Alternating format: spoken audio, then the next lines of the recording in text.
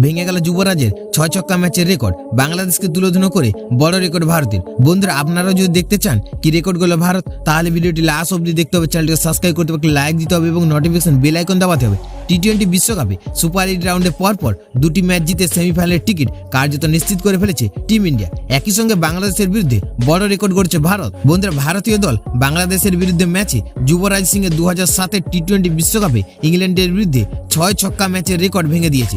ভারতীয় ক্রিকেটের ইতিহাসে নয়া নজির তৈরি করলো রোহিত শর্মা।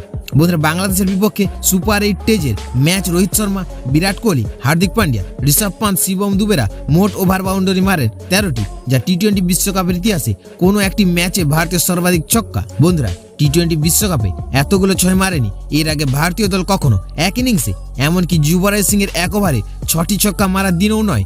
2007 সালে ইংল্যান্ডের বিপক্ষে ভারত মেরেছিল 11টি ছক্কা, সেই রেকর্ড ভেঙে গেল বাংলাদেশের ম্যাচে। বন্ধুরা, অ্যান্টিগায় টিম ইন্ডিয়ার হয়ে বিরাট কোহলি মারেন 3টি 6, ঋষভ পান্ত মারেন 2টি 6, শিবম দুবে এবং হার্দিক পান্ডিয়া মারেন 3টি করে ওভার বাউন্ডারি। ভারতের অধিনায়ক রোহিত শর্মা ও সূর্যকুমার যাদব মেরেছিল 1টি করে 6, সব মিলিয়ে 13টি।